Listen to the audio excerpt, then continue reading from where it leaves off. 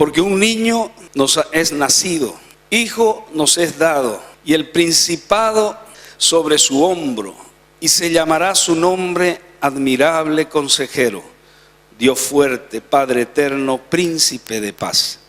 Por tanto, el Señor mismo os dará señal. He aquí que la Virgen concebirá y dará a luz un hijo y llamará su nombre Emmanuel. Queridos hermanos, después de la creación del mundo, el nacimiento, o sea, la Navidad, el nacimiento de Jesús en Belén, es el hecho extraordinario más grande que ha sucedido en la historia del universo. El nacimiento de Jesús es el hecho más extraordinario porque se decía y había la idea de que un día Dios visitaría la tierra, que un día Dios vendría y se manifestaría acá en la tierra. Y así fue lo que pasó hace casi 2000 años, un poco más de 2000 años, cuando Jesús vino y visitó la tierra. Amados hermanos, voy a compartir con ustedes dos temas de lo que significa, de lo que es el significado de la verdadera Navidad. Creo que todos tenemos una idea de lo que significa la Navidad, pero hay muchos que no entienden y no comprenden cuál es el verdadero significado de la Navidad. Entonces, voy a iniciar también entonces compartiendo esto porque, de hecho, la Biblia es el libro más vendido que hay en toda la tierra. Según las estadísticas, es el libro más vendido, pero eso no significa que sea el libro más leído. No es el libro más leído. De hecho, usted agarra en la calle a algún pariente, amigo, y le pregunta, ¿qué entiendes? ¿Cuál es el verdadero significado de la Navidad? Y muchos saben que le van a decir, la Navidad es Papá Noel, la Navidad es el arbolito de Navidad, la Navidad son regalos, la Navidad es lechón al horno, pavo al horno, la Navidad es, van a decir, el compartir en la casa, ese encuentro de familia. Algunos más pensantes y reflexivos quizás dirán, es el tiempo de que tenemos que perdonar a aquellos que nos han ofendido. Es el tiempo de restaurar nuestro relacionamiento acá en la tierra, en la familia, en el negocio o donde tengamos relacionamiento. Y muchos dirán eso, pero eso, queridos hermanos, es parte de la Navidad, es parte de la Navidad. Quiero que por eso hagamos una retrospección y veamos cuáles son, vamos a decir, cuáles son los orígenes de la Navidad y qué significa aquellas cosas que nosotros compartimos y participamos de la Navidad. De entrada, quiero decirles, para aquellos que no saben, y advertirles que probablemente Jesús no nació en diciembre. Para algunos eruditos e historiadores, inclusive, dicen de que Jesús nació en la primavera, o sea, en el tiempo de abril y mayo, allá en Jerusalén, en Belén. Para otros que se sujetan a la palabra de Dios y hacen una interpretación más teológica, entonces ellos deducen, como dice Lucas capítulo 2, 8, habían pastores en la misma región que velaban y guardaban las vigilias de la noche sobre su rebaño. Eso indica que la noche en que Jesús nació, entonces estaban los pastores con sus rebaños. Pero si estaban los pastores en la época de invierno, jamás podrían estar los pastores. Entonces ellos deducen, y esta es una posición de muchos, de que por ese motivo Jesús no nació en diciembre. Entonces la evidencia que tenemos más temprana de la fecha de nacimiento de Jesús, nos remontamos 200 años después por Clemente, por un Clemente de Alejandría, que fue el maestro de Orígenes, Orígenes, uno de los padres de la iglesia, junto con San Agustín y Santo Tomás de Aquino. Era la triología que formaba la teología del cristianismo en ese tiempo. Fueron los padres de la iglesia. Y Orígenes, pero mejor dicho, San Clemente de Alejandría, él dijo de que se había establecido que unos teólogos egipcios no solamente habían determinado el día del nacimiento, mejor dicho, el año del nacimiento de Jesús, sino el día del nacimiento de Jesús. Y ellos establecieron, y este padre de la iglesia, uno de los hombres eruditos más sabios de aquella época. De hecho, Clemente de Alejandría fue el padre de Orígenes. Usted siempre va a escuchar a Orígenes como una referencia. Si nosotros queremos profundizar en los estudios de la palabra de Dios, él era un erudito. Entonces, ahí nos narra de que ciertos teólogos egipcios determinaron el día y el año del nacimiento de Jesús. Y lo determinaron, ¿sabe para cuándo? El día 20 de mayo del 28º año de gestión del emperador Augusto César.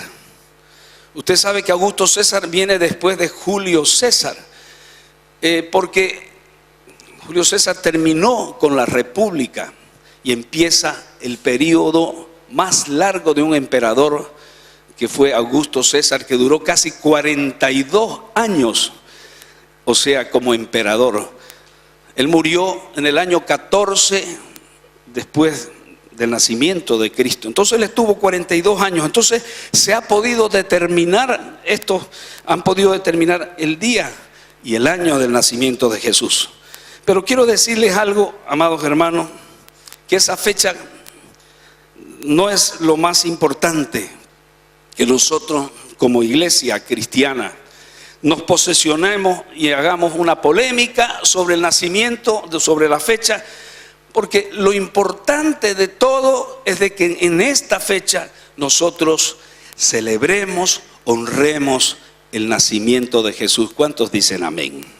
Entonces, amados hermanos, un poco para ilustrar un poco más esto que quiero decirle, los romanos celebraban el 25 de diciembre la fiesta de Deus Natalis Sol Invictus, del Sol Natalis Invictus, el nacimiento del Sol Invicto, que está asociada al nacimiento de Apolo.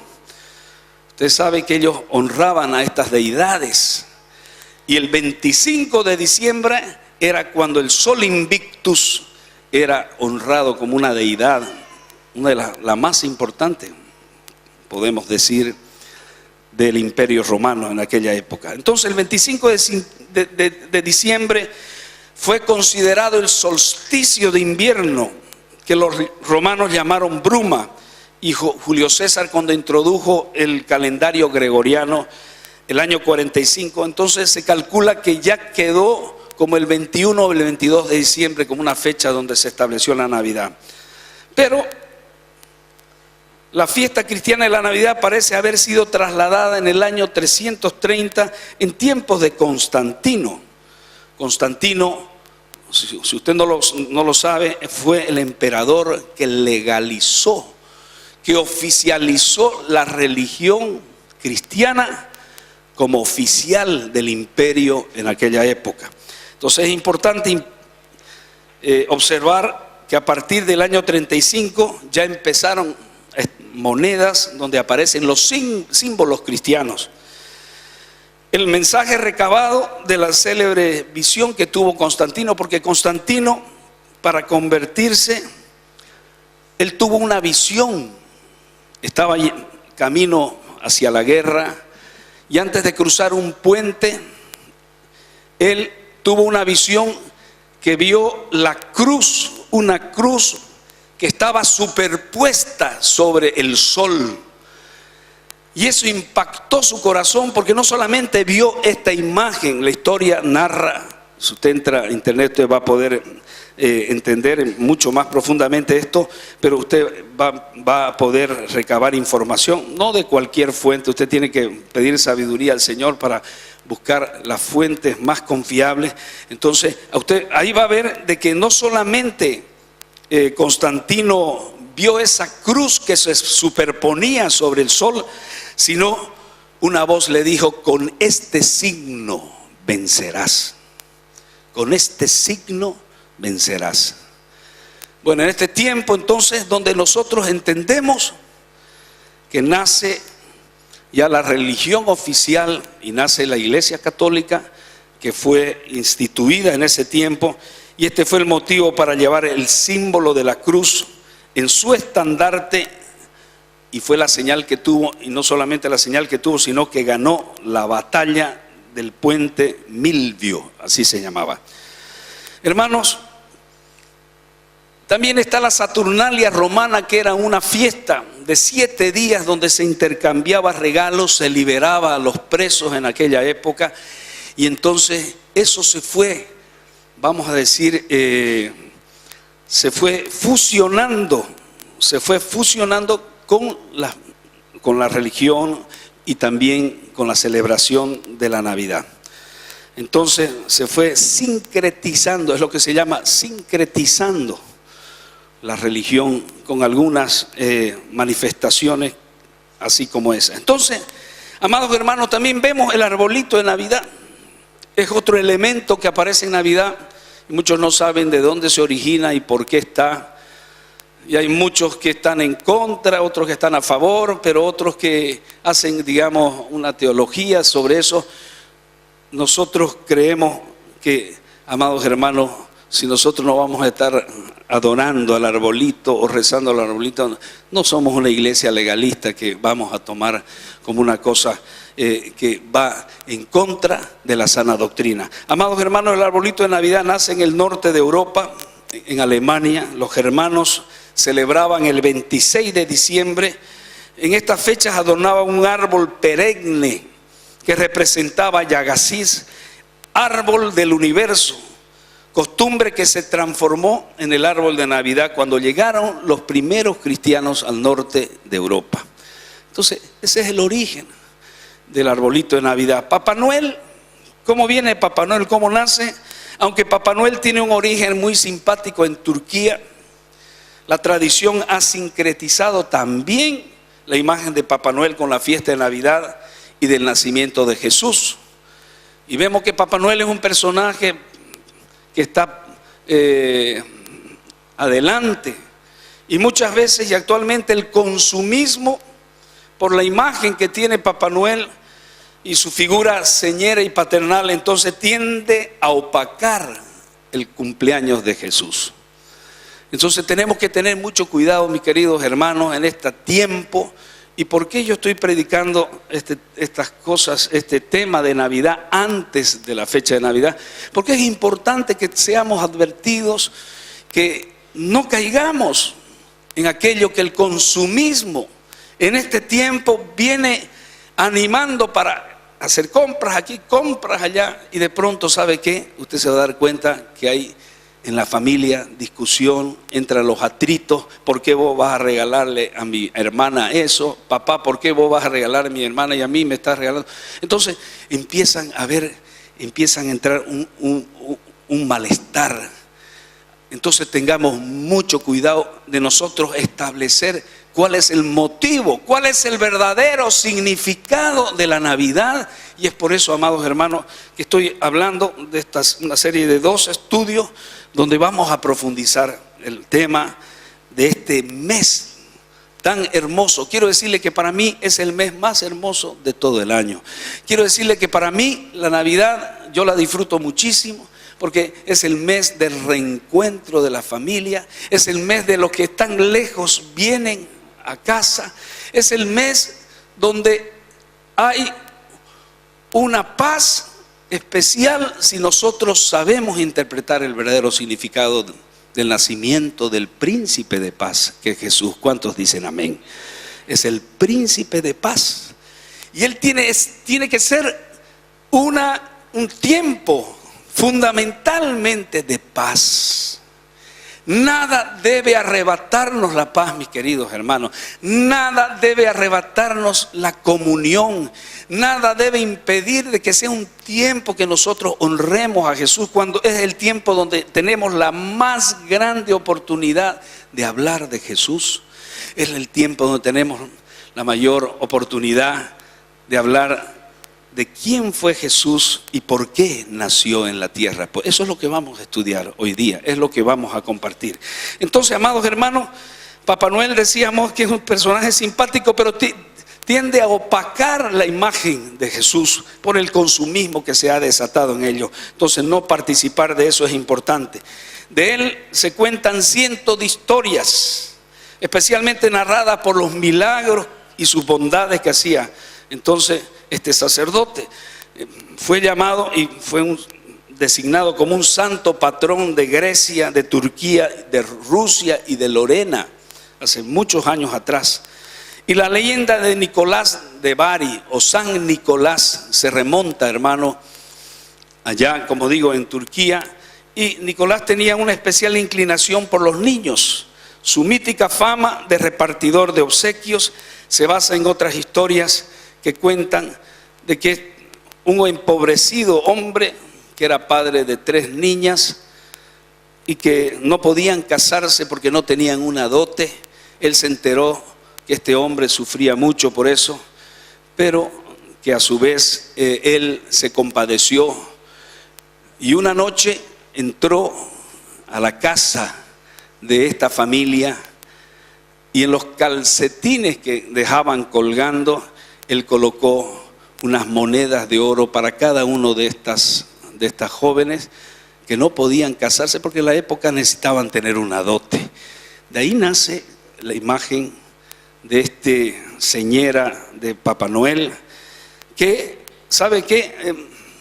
Mientras Jesús sea el centro de la Navidad, hermano, mientras Jesús esté entendiéndose que es el nacimiento del Hijo de Dios, es la visitación de Dios en la tierra, hermano, no tenemos por qué sentir, digamos, rechazo y decir, bueno, fuera Papá Noel, te reprendo en el nombre de Jesús. No, entonces tenemos que nosotros simplemente colocar las cosas en su debido lugar.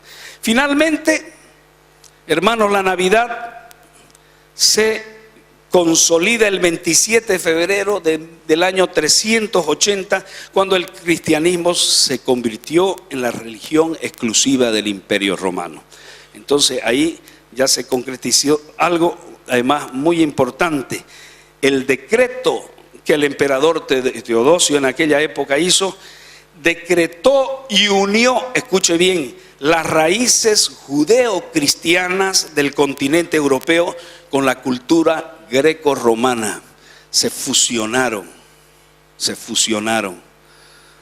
De hecho, cuando usted entra al Capitolio allá en Estados Unidos, usted ve estos signos de esta fusión de las raíces judeo-cristianas y de la cultura greco-romana. Entonces, hermano, ¿cuál es el verdadero significado de la Navidad? Lo dije al comienzo y lo vuelvo a repetir, es el hecho más extraordinario. Después de la fundación del mundo, es el hecho más extraordinario que sucedió en toda la historia, escuche bien, del universo, el nacimiento de Jesús. ¿Por qué? Para saber el por qué, primero tenemos que entender qué significa la palabra Navidad. La palabra Navidad viene del latín nativitat, que significa nacimiento de la vida. ¿Y por qué dice nacimiento de la vida? Porque Jesucristo lo dijo: yo soy el camino, la verdad y la vida. Nadie viene al Padre si no es por mí. ¿Cuántos dicen amén? Entonces, amados hermanos, ya lo dije antes también, la idea de que Dios visitaría un día este planeta es una verdad muy antigua. Es un vestigio oral, es una revelación original de la promesa de salvación que Dios dio a Adán allá en el Génesis. Encontramos por ello referencias naturales de esto en la mayoría de las religiones. Encontramos muchas referencias donde se decía que Dios visitaría la tierra, Dios vendría a la tierra. Entonces vamos a entender cuál es la mayor revelación de Dios para el hombre. Vamos a entender cuál es. Entonces, pero no fue, amados hermanos, aunque mucha gente decía, el hombre en algún tiempo oyó, sintió, percibió que Dios iba a venir, pero no fue hasta que se cumplieron los tiempos, hasta que se cumplieron las profecías, hasta, hermanos, hasta que las condiciones estaban correctas, todos los anuncios proféticos fueron cumplidos, fue que Dios visitó a la tierra a través de su Hijo nacido de mujer. ¿Cuántos dicen amén? Gálatas 4:4 nos los dice así: pero cuando vino el cumplimiento del tiempo, Dios envió a su Hijo nacido de mujer. Amados hermanos, en esa primera noche Dios se manifestó en carne. Dios se manifestó en carne. Fue algo espectacular, fue algo que muchas veces mucha gente no lo comprende. ¿Cómo Dios se va a manifestar en carne? Así fue que sucedió. Primera de Timoteo capítulo 3:16 dice: grande es el misterio de la piedad. Dios fue manifestado en carne, justificado en espíritu, visto de los ángeles, predicado a los gentiles, creído en el mundo y recibido arriba en gloria. Entonces Dios fue manifestado en carne. Entonces, amados hermanos, la Navidad es la más completa revelación, escuche bien, la más completa revelación de Dios al mundo. Es la más completa. Cuando Jesucristo nació, ya de entrada usted sabe que Él dividió la historia, los siglos. Jesucristo, antes de Cristo, después de Cristo. Es asombroso saber la influencia del Señor Jesucristo, a pesar de que la Escritura en Colosenses 1:19 dice: por cuanto agradó al Padre que en Él habitase toda plenitud. Entonces, ¿qué significa esto? Que en Él habitase toda la plenitud. Aquí significa, plenitud viene del griego kleroma, que significa la suma total de todo lo que existe está en Jesús. Digo a pesar, dije antes, a pesar de que algunas otras religiones consideran a Jesús como un profeta solamente. Hermano, cuánta diferencia nosotros por sentido común podemos ver en la imagen de Jesús, en lo que significa Jesús. El otro día leía algo que un capellán de una iglesia asistió a un encuentro donde algunos líderes islámicos podían expresar cuál era su posición del islamismo y por qué ellos creían que era la religión verdadera. Y él habló, dice, largamente, inclusive tenía hasta un PowerPoint y después otras fotografías, después puso unos videos y fue muy elocuente, pero al final este capellán cristiano se levanta la mano y dice: y dígame y contésteme si esto es cierto.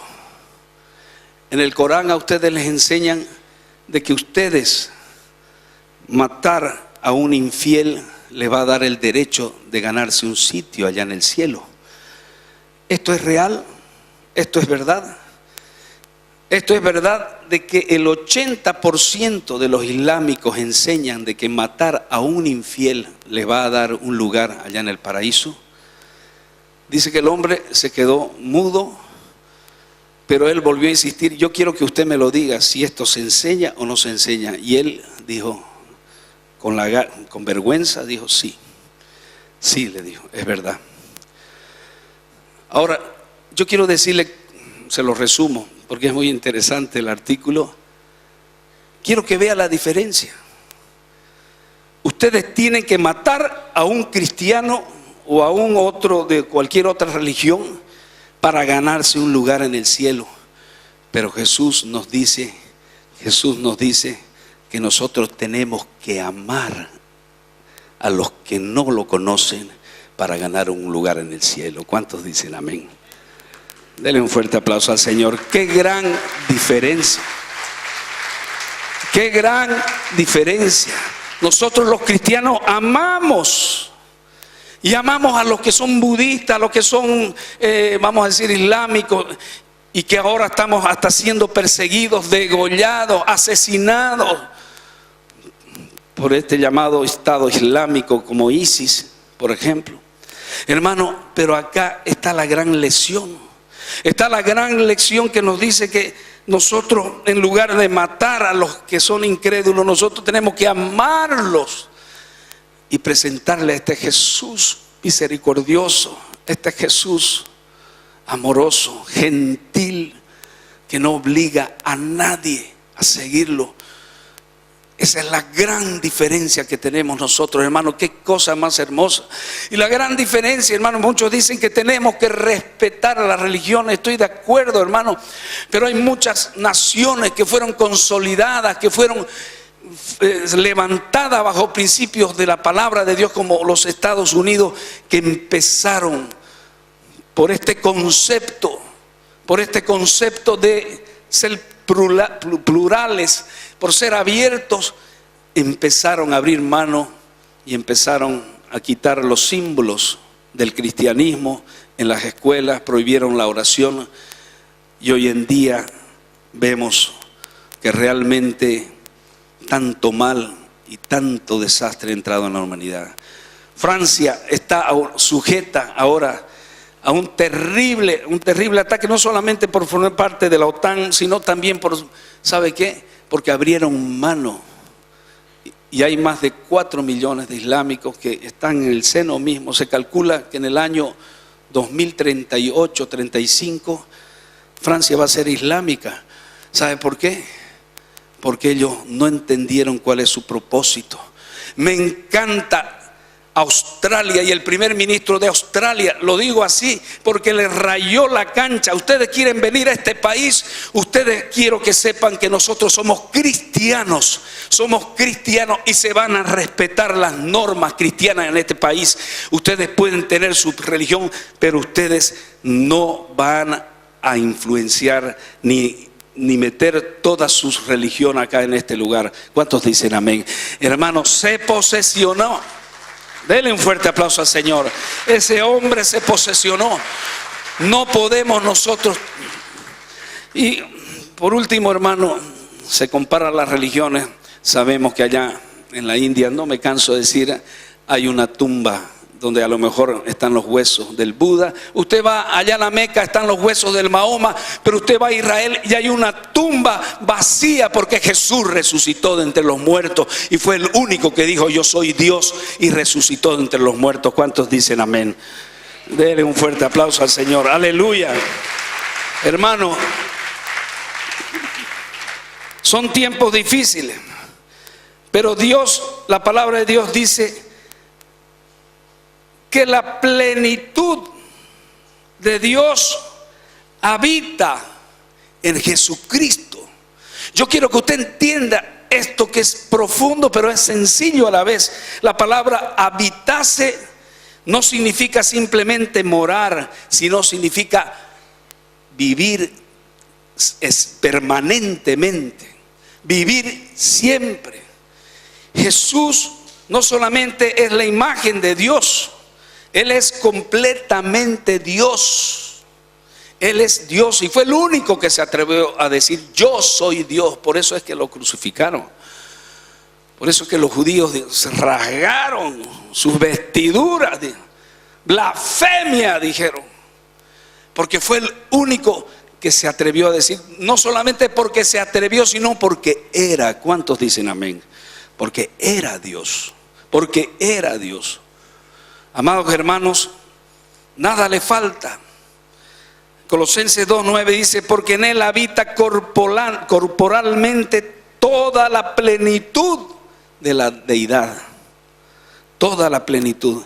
El nacimiento de Jesús en Belén es la más completa revelación de Dios al mundo. ¿Por qué? Además, ¿por qué?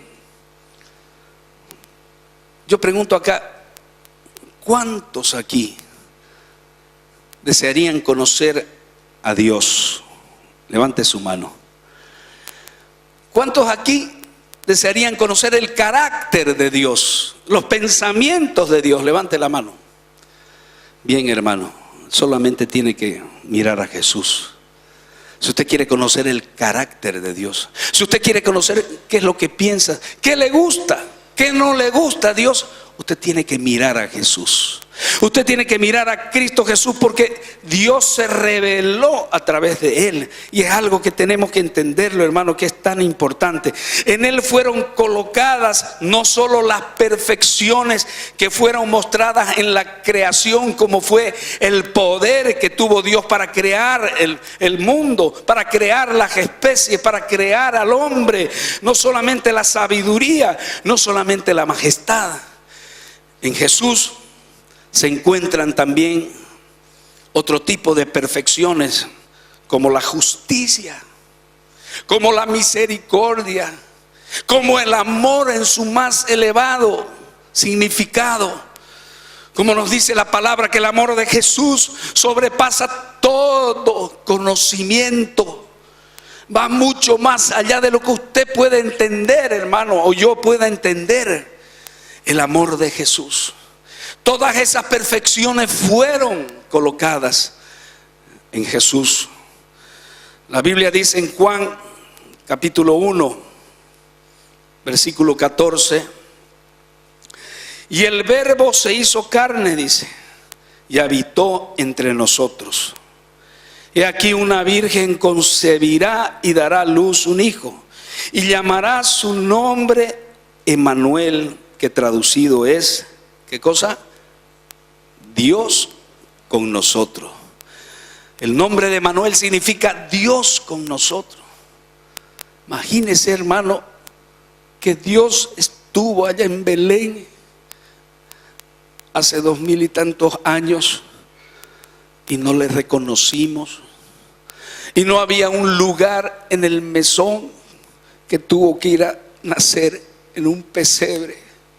Imagínese que tuvo que ir a nacer en un pesebre entre paja, entre animales. El creador del universo, el creador de todo lo que vemos. Mire usted cómo fue. Dice que anduvo en medio de ellos, dice Juan capítulo 1, y no le reconocieron. No le reconocimos, porque si estuviéramos nosotros en ese entonces, tal vez no lo hubiéramos reconocido, igual que aquellos fariseos, que aquellos escribas, que aquellos judíos que lo crucificaron. Hermano amado, qué tremendo que el creador de todo el universo anduvo entre nosotros y no le reconocimos. Por eso que, hermano, usted tiene que ser vigilante, y usted jamás debería entrar a una iglesia donde el nombre de Jesús no sea el centro de esa congregación. Si usted entra a cualquier lugar y usted no encuentra que Jesús es el centro, hermano, usted ha entrado tal vez a una secta, ha entrado a cualquier cosa menos a una iglesia donde se predique la sana doctrina. El Verbo se hizo carne y habitó entre nosotros. La palabra del Señor en Juan capítulo 14 versículo 1 dice: creéis en Dios, creed también en mí. Creed también en mí. Entonces, amados hermanos, esta secuencia de fe es inevitable si creemos en lo que Dios hizo y dijo que debemos creer en aquel que Dios envió. Amados hermanos, la Biblia dice también, voy a buscar el pasaje, que Él es la imagen del Dios invisible. Escuche, así lo dice la palabra de Dios. Jesús es la imagen del Dios invisible. ¿Qué significa esto? ¿Qué significa que Jesús es la imagen del Dios invisible? La palabra imagen, ¿sabe qué significa? En el griego antiguo que fue escrito el Nuevo Testamento, significa una copia fiel, una copia perfecta de Dios. La imagen. Entonces, hermano, tenemos que entender que Jesús no fue un profeta simplemente. Tenemos que entender que Jesús no fue el hijo del hombre, no fue el hijo de David solamente. Fue Dios visitándonos acá en la tierra. ¿Cuántos dicen amén? Cada palabra que Él habló ha sido estudiada, ha sido analizada, ha sido discutida, ha sido escudriñada, ha sido criticada por generaciones de filósofos, eruditos, teólogos, historiadores. No existe un solo instante desde que vivió aquí sobre la tierra hasta ahora presente que no haya habido millones de personas hablando sobre Él o hablando de Él. Es asombroso lo que hizo Jesucristo. Es asombroso. ¿Sabe usted que un erudito antropólogo se puso a estudiar hizo una serie de cálculos muy sesudos de cuántas personas han habitado la tierra desde que en Génesis vinieron nuestros primeros padres, Adán y Eva? Y él llegó a encontrar una suma de 30 billones de personas que han habitado desde que empezó el Génesis, desde nuestros primeros padres. 30 millones de personas, amados hermanos, donde muchos prominentes emperadores, hombres que han destacado, han pasado al olvido. Han pasado al olvido, han desaparecido. Ya han habido un puñado de muy pocos que sus hechos son famosos, tanto por lo positivo, por lo negativo. Pero existe un hombre en toda la historia absolutamente único. Este individuo ha sido objeto de la atención, de mayor devoción, de mayor crítica, de mayor adoración, de mayor oposición que haya habido en la historia. Este ha sido un hombre que, sin ser un general de ejército, tuvo la mayor cantidad de voluntarios que dijeron: heme aquí, yo voy a la pelea. Este ha sido el líder más grande de toda la historia de la humanidad, que sin ser médico graduado es el que ha sanado mayores corazones en toda la historia de la humanidad, levantando a gente caída, enferma, sanando millones de corazones. Ese se llama Cristo Jesús, nuestro Señor, que nació en ese pesebre. Hermano amado, han habido tantos personajes en la historia de la humanidad relevantes, pero quiero decirle que Jesús marcó la diferencia. Y usted va a escuchar a muchas personas de muchas religiones, inclusive aquellos que son escépticos, que no tienen religión, aquellos que son, vamos a decir, ¿cómo se dice? A los que no creen en Dios, ateos, gracias a Dios, dicen: soy ateo, gracias a Dios. Inclusive ellos, mis queridos hermanos, quiero decirles que no nombren constantemente antes de Jesucristo, después de Jesucristo, antes de Jesucristo y después de Jesucristo. Ha marcado la historia de los tiempos. Es el hombre que en estos 30 billones que hizo este erudito antropólogo cálculos, es el que ha marcado la posición más relevante de toda la historia del universo. Dele un fuerte aplauso a Jesús. Ese se llama Cristo Jesús, Señor nuestro. Amados hermanos, termino entonces, porque hay una segunda parte que vamos a continuarla el próximo domingo, que vamos a ir un poco más profundamente a ver ¿Qué significa? ¿Cuál es el verdadero significado de la Navidad?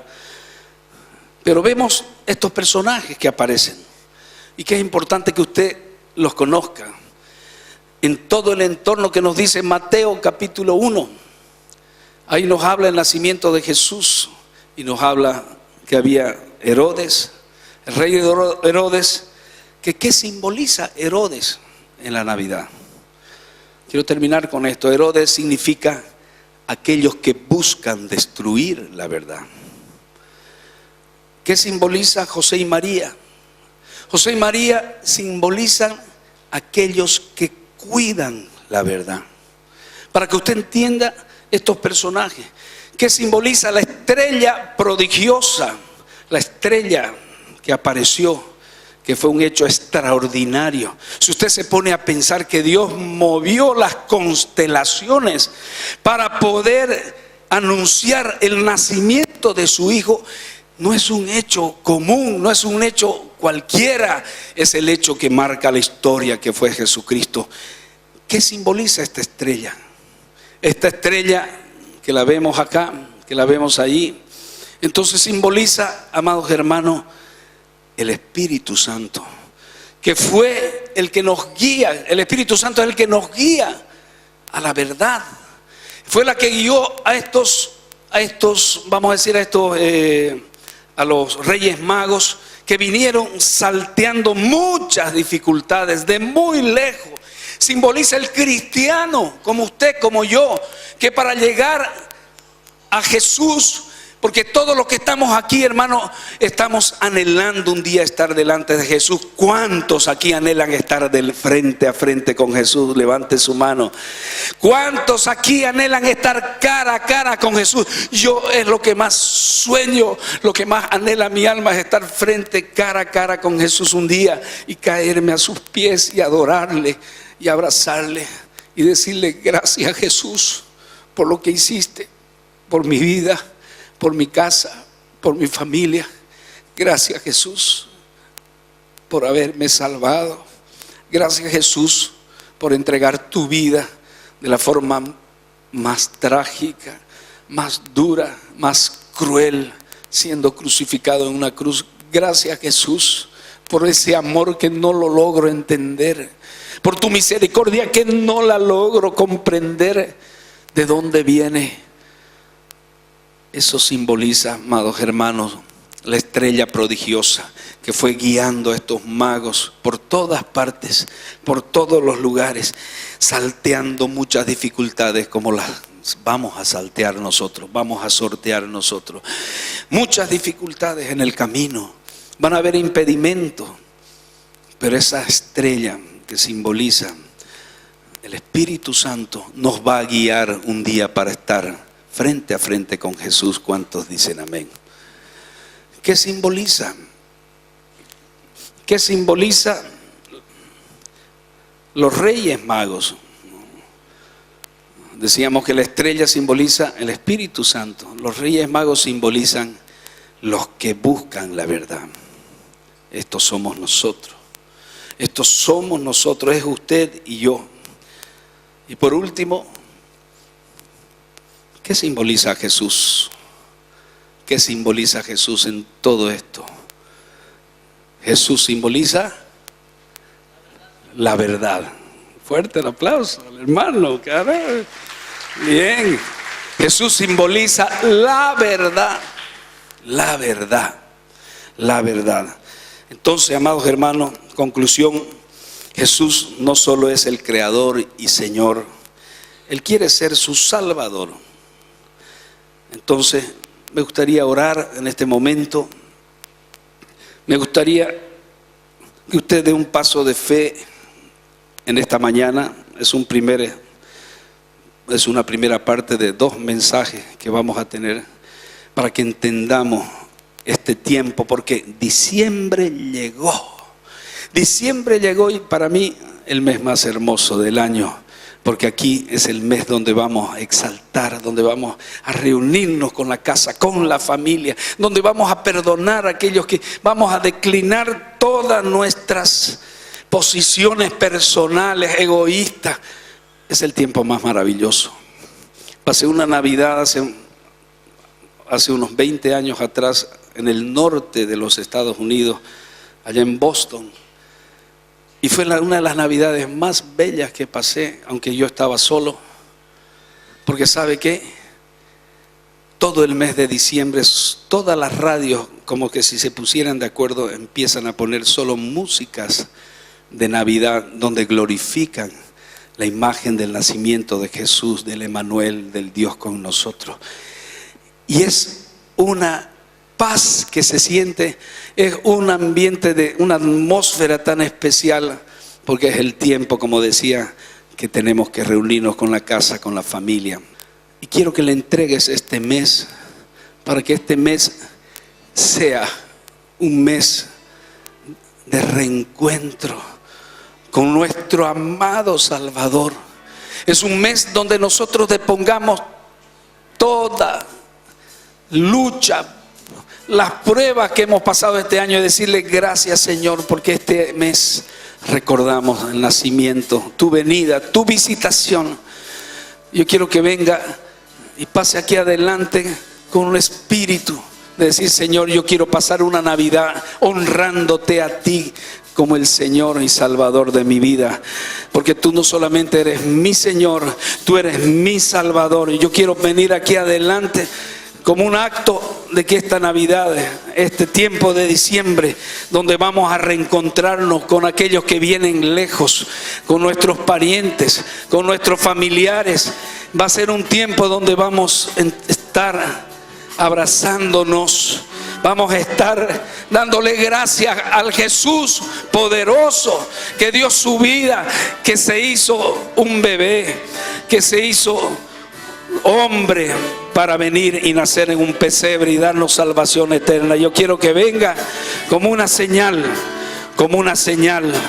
de compromiso, de usted ser un acto, dar un acto de ejemplo a su familia de pacificación, de amor, de buscar a los más necesitados, de empezar a tener un espíritu verdadero, de compartir lo que Dios pueda darte, de no olvidar a los más necesitados. Venga aquí adelante, vamos a orar y vamos a cantar también. Diga conmigo ahora: Señor Jesús, en este día te entrego mi familia. Dígale: te entrego primero mi corazón, Señor. Reafirmo mi fidelidad hacia ti, Señor, que diste todo por mí, Señor, que diste tu vida, que derramaste tu sangre por mí, Señor. Reafirmo mi fidelidad, Señor, en este mes de diciembre, y reconozco tu sacrificio de venir a la tierra, Señor, de haber dicho: yo voy, pudiendo haberte quedado allá con el Padre, yo voy a cumplir una misión. Gracias, Señor. Reafirmo, dígale, reafirmo en esta mañana, Señor, mi decisión de serte fiel hasta el último día de mi vida, Señor. Reafirmo, Señor, mi decisión, Señor, de entregarte mi casa, mi familia en este mes, Señor. Reafirmo y me comprometo, Señor, en deponer todo consumismo que me quite la paz, todo consumismo y preocupación, Señor, sea por los adornos, sea por los regalos. Y quiero, Señor, vivir una verdadera Navidad, Señor, donde estemos compartiendo contigo, Señor, el mejor regalo que hemos recibido, el mejor regalo que podamos recibir, que es Jesús en nuestra casa, que es Jesús en nuestra familia. Señor Jesús, reafirmo mi decisión de serte fiel hasta el último día de mi vida. Reafirmo mi decisión, dígale también, Señor, de ponerme a cuentas con mi hermano. Si todavía hay algo que opaque mi relación con cualquiera de mis hermanos en la iglesia, cualquier familiar, yo quiero en estas Navidades ir y ponerme a cuenta, Señor, para agradarte a ti, Señor, porque por eso tú moriste también. En estas Navidades también, Señor, en este tiempo de diciembre, reafirmo mi decisión, Señor, de estar atento a aquellos que no tienen familia, aquellos que necesitan con quien compartir, Señor, la noche buena que se avecina. Poder compartir también parte de lo mucho que me has bendecido. Levante sus manos al cielo y, Señor, te entrego mi casa, te entrego mi familia. Dígale: te amo, Jesús. Te amo, Jesús. Te amo por lo que has hecho. Te amo por lo que has hecho en mi familia. Te amo por lo que tú me has dado y por lo que no me has dado. Gracias, Señor. Te amo, te amo, te amo, Jesús. Amén, amén. Denle un fuerte aplauso al Señor. Aleluya, aleluya.